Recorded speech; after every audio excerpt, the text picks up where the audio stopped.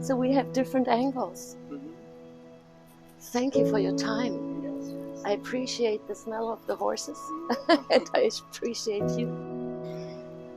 How is it possible that the 8th or 9th generation, you're still passionate about what you do? I just think that we're born with this love. When people say that it's in the blood, it's absolutely true. You know, growing up, I never had a single question of what I was going to do with my life and what I was, how I was going to spend my time. And I never had any hobbies. I never played any sports. I was always with horses and always performing. I feel you, and I have the passion for horses, not like you do. And now, in the circus family, it's a blended family.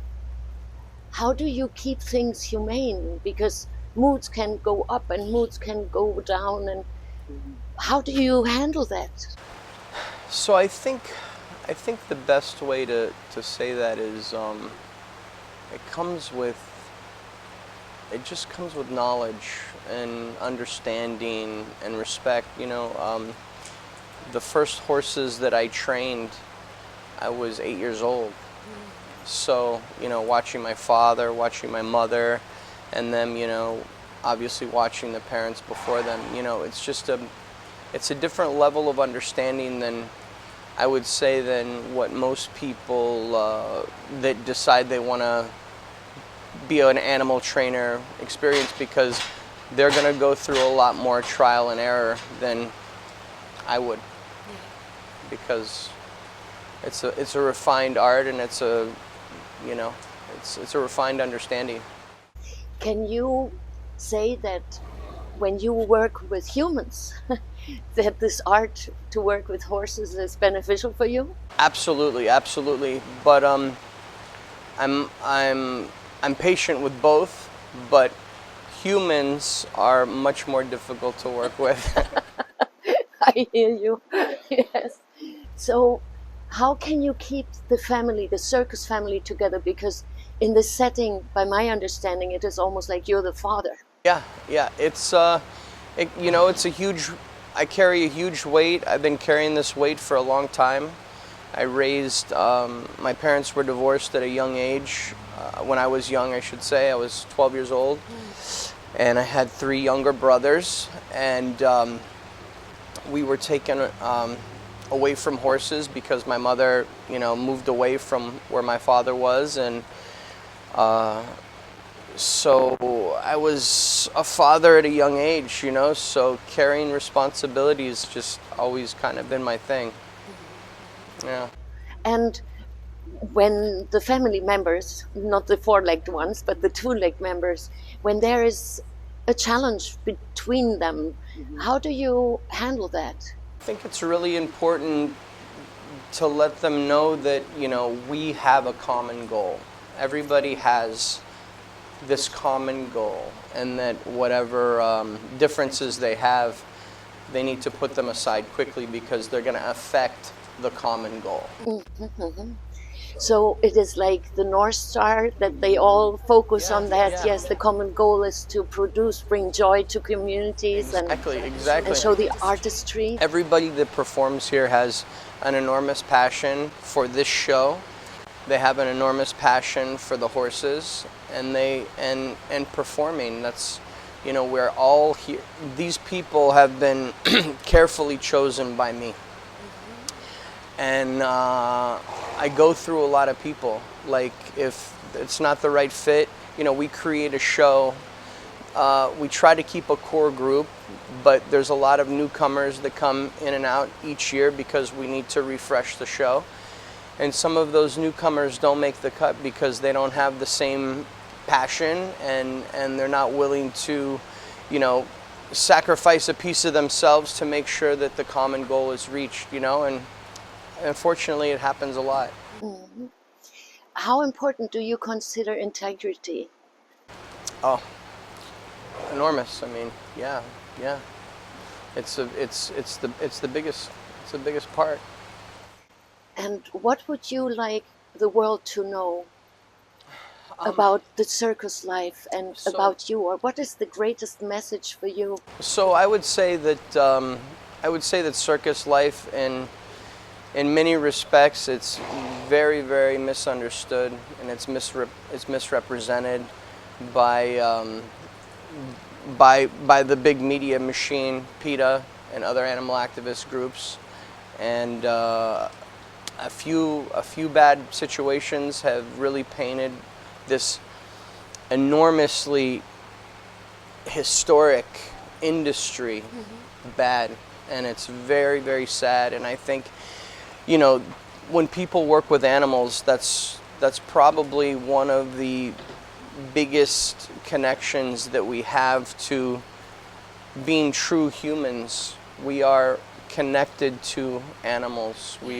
Throughout history, and you know, basically in one generation, we're being told that the food that we eat, we shouldn't eat it.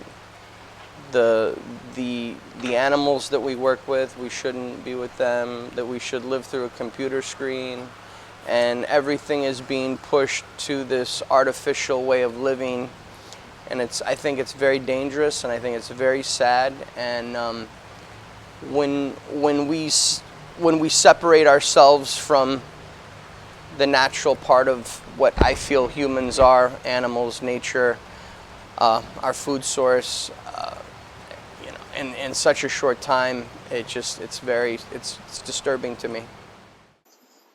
Do you believe that children that grow up would do well if they'd participate in the circus, and maybe instead of summer camp they would be allowed to go to the circus and live there in that circus family?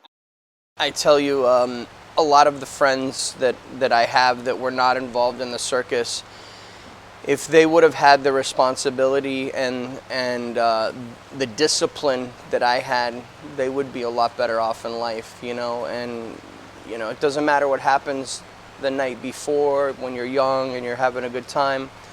You always know that you have to take care of the animals. They have to eat, they have to be clean, they have to be exercised, whatever the case may be.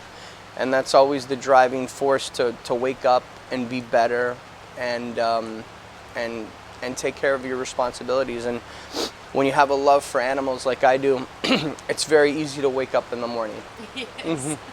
Yes, because it's almost calling. Yeah, Yeah. yeah. Yeah.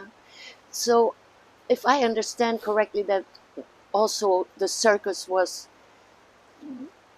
an object to be divided and conquered. When we hear the animal protests, and yes, and yeah, circus is bad for the animals. How can we bring us together again? Because I think circus is history, and it's part of humanity and entertainment, and I so agree with you. Let's get off the 2D and let's go into the 3D world. And Yeah, absolutely. I mean, circus is the oldest form of entertainment in history, you know, and the oldest form of circus is the equestrian acts. That's what we do.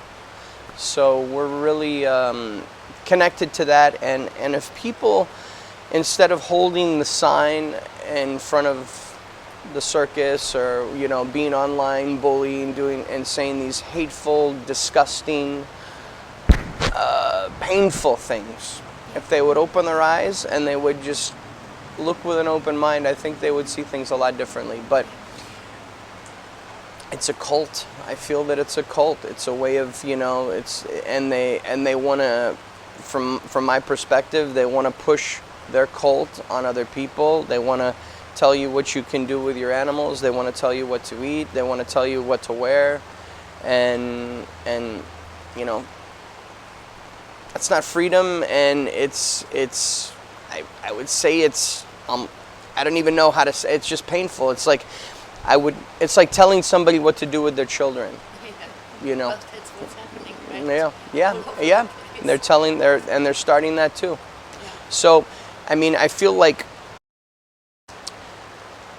and I see it in a certain way, so it may sound funny to some, but you know, the animal protests was one level, and now the world is changing to where we're going after, you know, it's in the same suit, but the levels are getting upped. You know, they start with, okay, we're going to tell you that we don't want you to eat this, and then we're going to tell you what to do with the animals. Now we're going to tell you what to do with your children.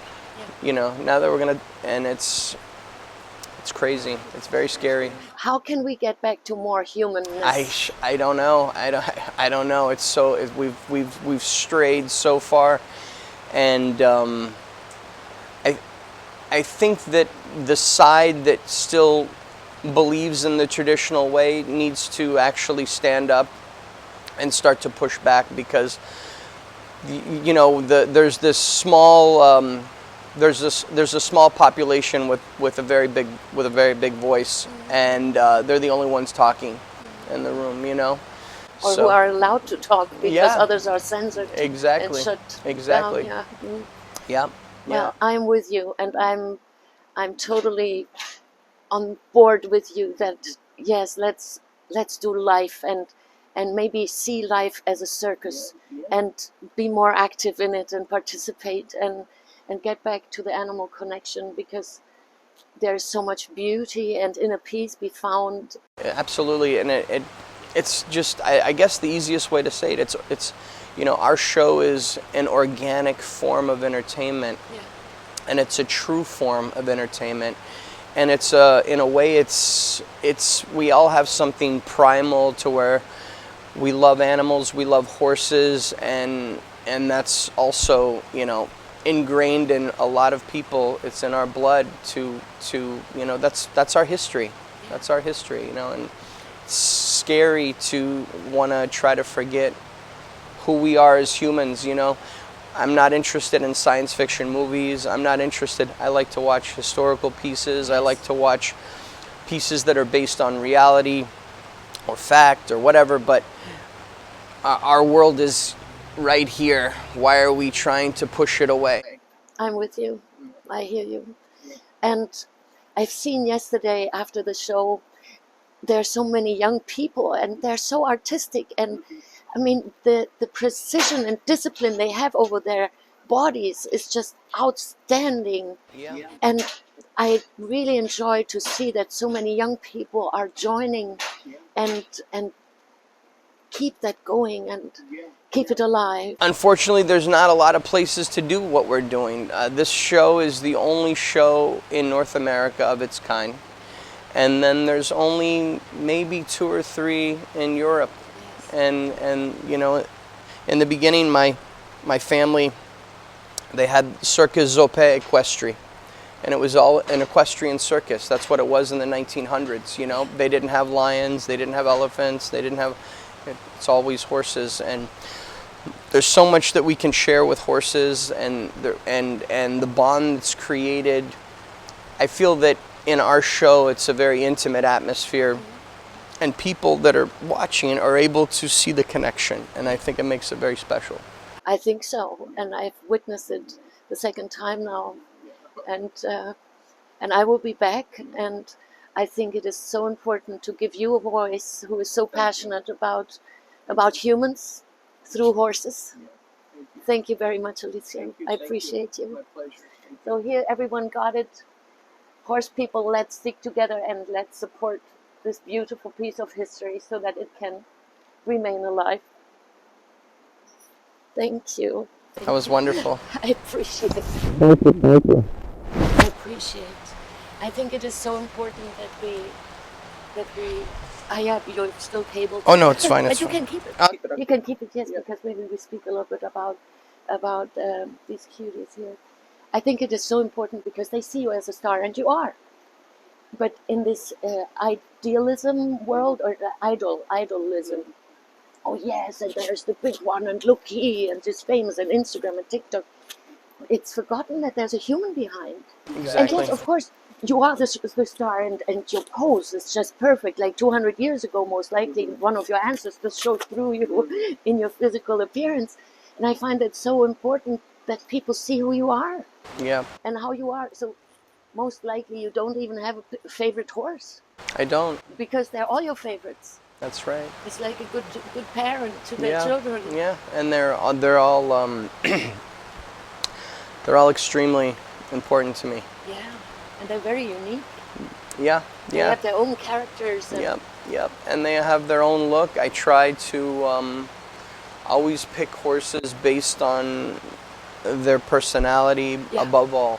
You know, it's what do they have upstairs, and from that you can do anything. Yeah. And I worked in the past with horses, not like you. And what was most important to me was a good heart. Not biologically, organically, but that they had a good heart. Because even when there's a little less here, with a good heart, the willingness can make up for so much. And I think that when we allow humans also that freedom and give them that freedom, hey, you have a good heart, and let me inspire you, or are you ready to get inspired? Yeah. But I feel there's a lot of evil in the world that is creeping in, and it's. I never thought in my life I would see the things that I've seen in the last 5-10 years. Yeah. It's unreal. Yeah, and the past 3.5 years were then the icing on the cake. Yeah, absolutely. And then who went this way and who went that way. And I do believe that is why I so enjoy speaking with you and conversing. And I feel honored you taking the time and allow me backstage here to the horses. That continue doing what you do and live and lead by example, because that is so inspiring and people will follow. Yeah. And I hope so. Yeah. Oh yeah. Yeah. I think so. Thank you. Thank you. Thank you. I truly appreciate it. That was wonderful. Thank you.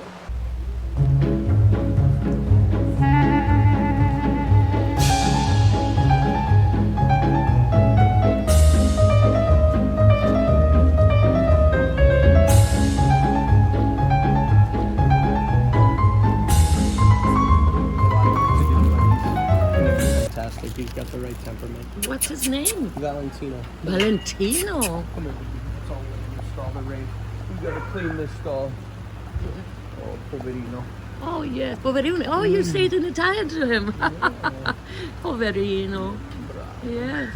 Oh, you speak Italian to all the horses mostly? Yeah. Oh wow. So he's bilingual. He's bilingual. Yes. Oh, you that word. Here we go. That's better. Oh yeah. Look at that smile. The relaxation. Yes. Oh, we like it. Yeah. Of course he likes it. Hey. And I didn't bring you neither apples nor carrots. Can you imagine? Yeah. He's got a funny personality. He's very playful. Yeah. Yeah.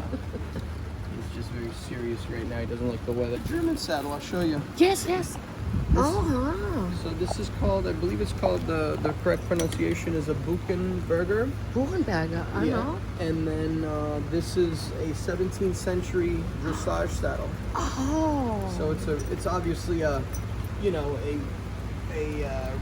how do you say, a remake or whatever, but this is the style, and this is made in Germany. This is from DP Saddlery, Deutschen Partner is the name of the company. Wow. So this is my saddle. If you ever want to see some beautiful tack, they have gorgeous equipment. TP, like my initials. Yeah. And this one, he is so lovely. He's probably stone aged, right? He's really old. He's a little bit older, yeah. Yeah, but he is such a cutie. Hello. Yes, you don't like the rain either. We stop it soon.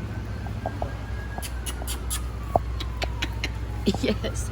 I mean, these are perfect to stand on because they're a little bit wider in the back. Yep. Easier than on a thoroughbred. Yeah. Come here, Bolano. Hi. You're bilingual too, yes. So those two are nearing retirement. Yes, you're beautiful. You're beautiful. So these are the two younger horses that we have that are. He's got his foot a little low. Whoa, baby.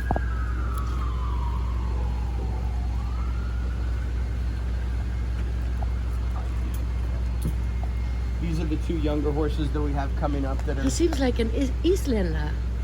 He's what they call a Brabant. And this is that's what we call them here. But in Europe, this is called a Belgian. This is a European Belgian. And so he's gonna be a short, stocky horse. And he's 3 years old and he's doing fantastic. And he's ready to go to the next level in the show. And we'll be retiring the two older horses soon, which is gonna be very sad for me because come here. And this is another one. Good boy. Bravo. Yes, hello. Hello. Yeah. There you go. Yeah, with the scratches, what do you want? Yeah, I mean, it feels so good.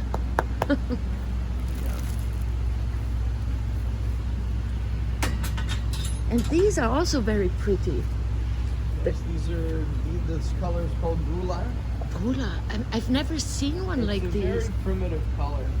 With the buckskin and the dun. Hi. And you are the most curious one, yes. Yes. You are curious. Who's in the tent? Yes. You gotta get these stalls in order so they're a little wet, okay? Lovely, thank you. Let's Thank jump on you. that next.